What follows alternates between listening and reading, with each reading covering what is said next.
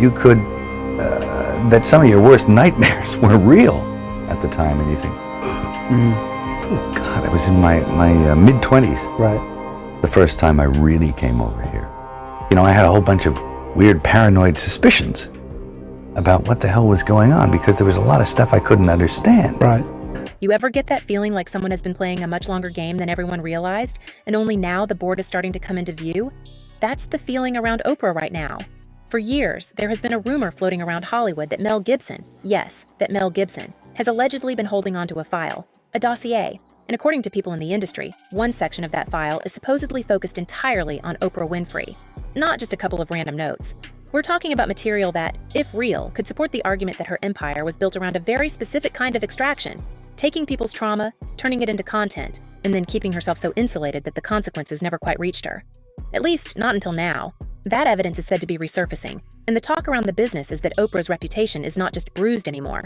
People are saying it has hit the floor, and the wildest part is that a lot of the damage may have come from choices she made herself. Now, the first step in eradicating this crime is awareness. Go see Sound of Freedom. Let me slow this down, because the story gets ugly pretty quickly, and this is why people do not see it as another celebrity pile-on. Oprah has spoken on camera about being molested when she was 7 years old. She has explained how grooming works. Her exact words were, "If the abuser is any good, you won't even know it's happened." So she understands the mechanics. She knows how predators move. She has spent more time than almost anyone in media sitting across from survivors, abusers, victims, families, and people trying to make sense of what happened to them. So when you go back and look at some of the people she platformed, people she called inspiring, people she traveled across the world to meet, the question becomes harder to avoid. Did she really miss what was happening? Or did she see enough to know it was risky and still decide the story was too valuable to walk away from? The clearest example is John of God, a Brazilian faith healer with no medical training. Oprah gave him multiple episodes of her show. She wrote posts on her website describing him as a spiritual miracle worker. She even flew out to meet him in person. Then she brought a woman named Lisa Melman on stage, a cancer patient who had stopped regular treatment because John of God had promised he could cure her. Melman stood there and said her breast cancer was gone. Oprah framed it like a triumph. Those episodes are hard to find now. They were removed from her website, pulled off YouTube, and basically treated like they never existed.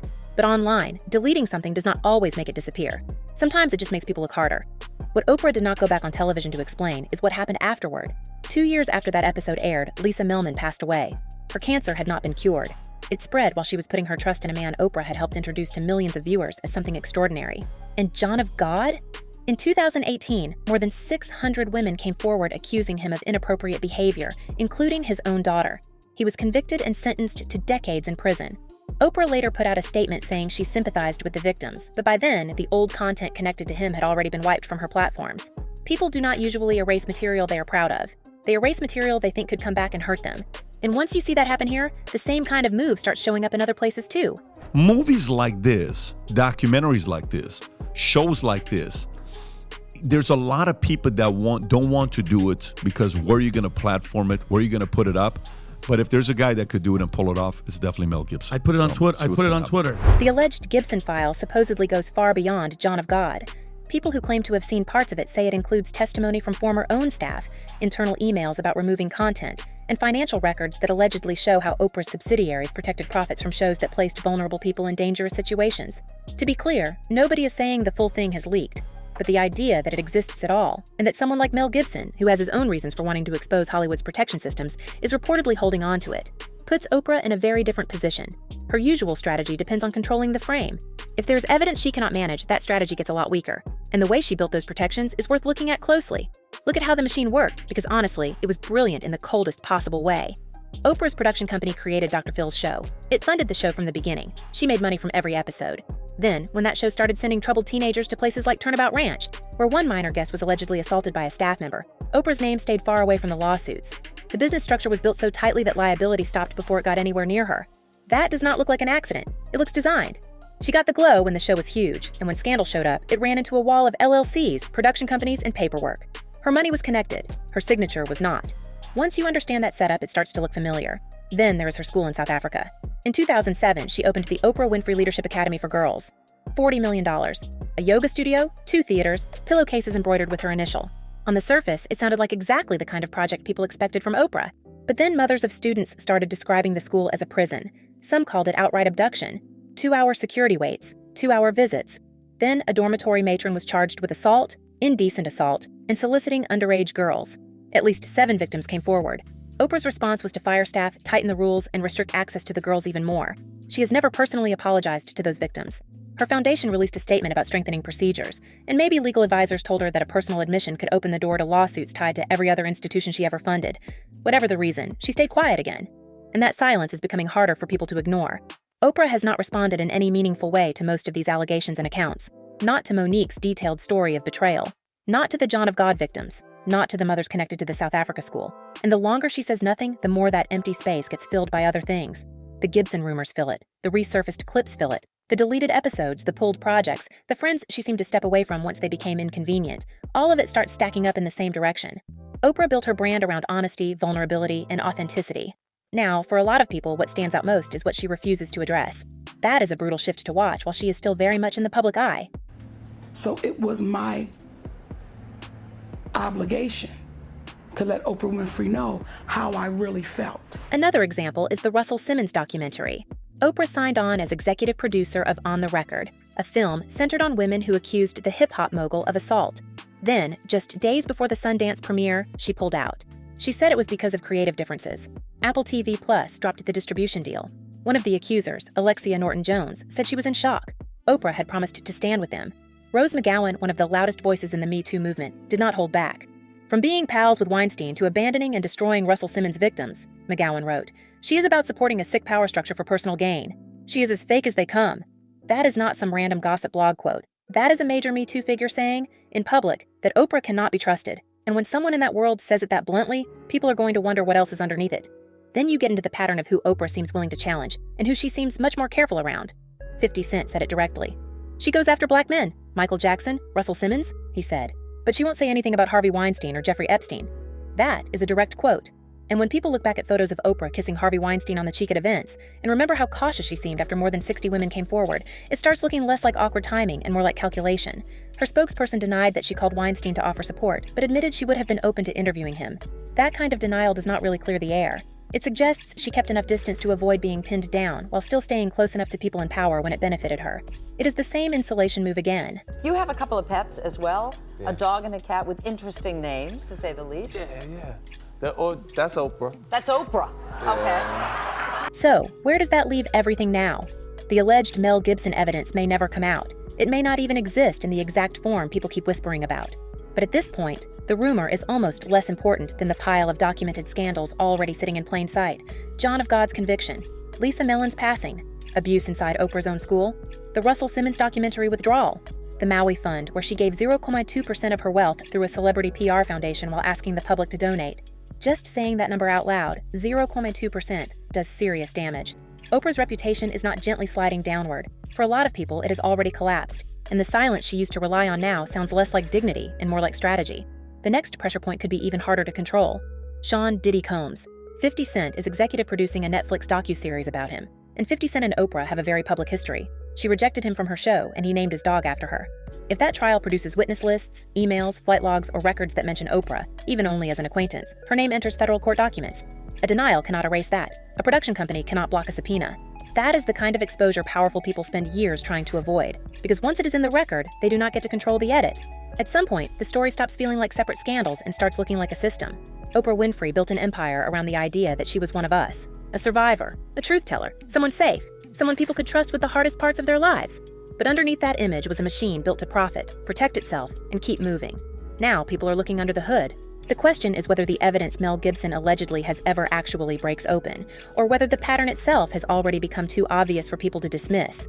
Either way, the clean separation between Oprah the person and Oprah the product is gone. And once that kind of image cracks, it usually does not go back together the same way. I said, I don't want nothing to do with that cat.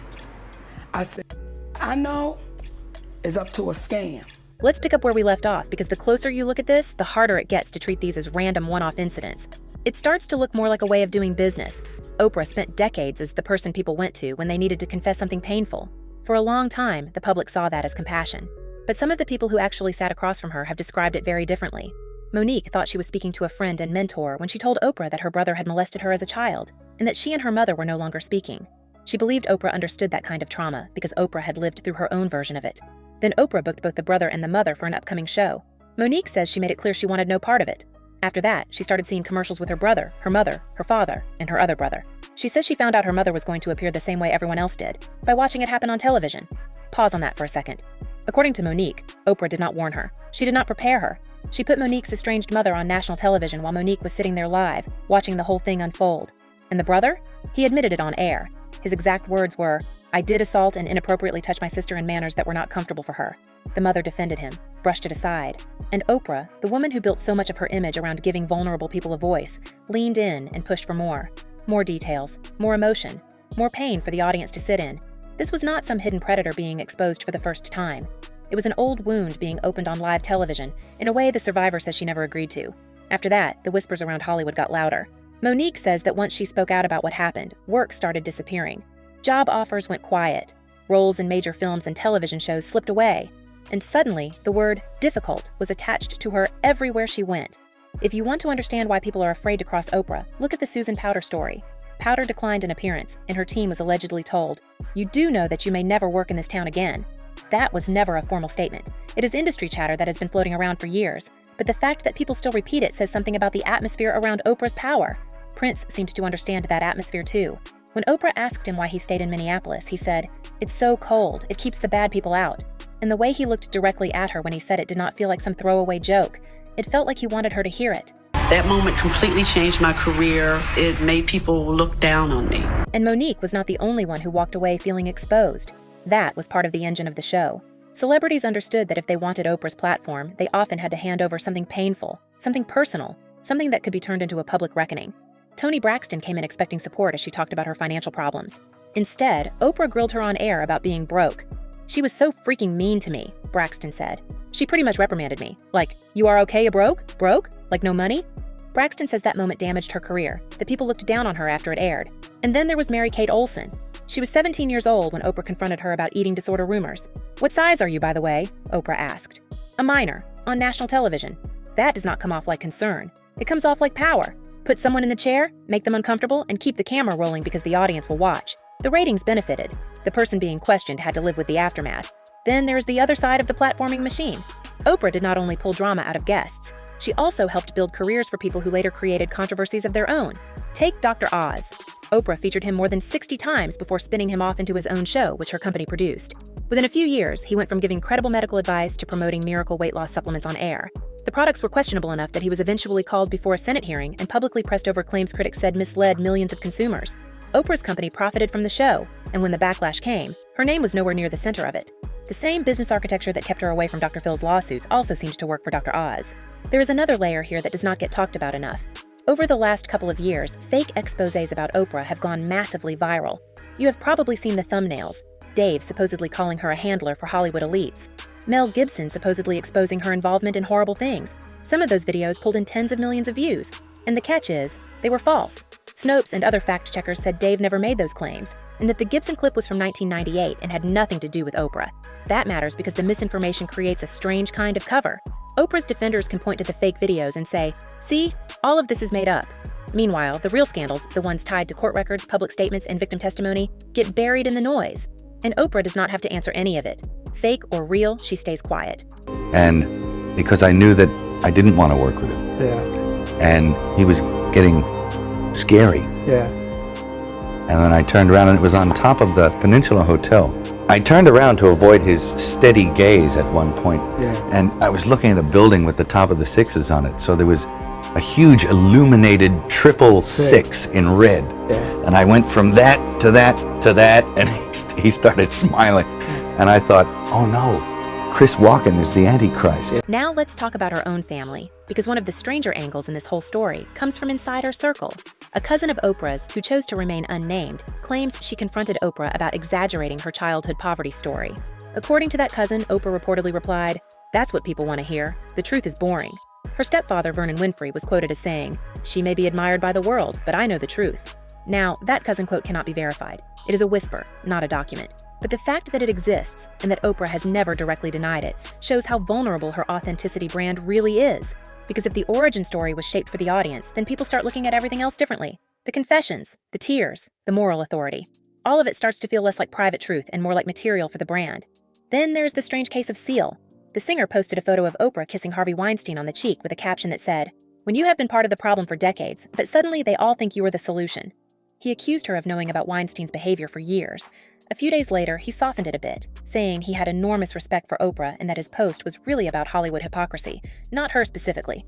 But by then, the damage had already landed. The photo was everywhere. The question was out there. And Oprah's friendly history with powerful men who later faced serious accusations, Weinstein, Simmons, even John of God, started to look to a lot of people like more than unlucky proximity. At minimum, it looked like a very expensive blind spot. It's pure heart. And he's principled.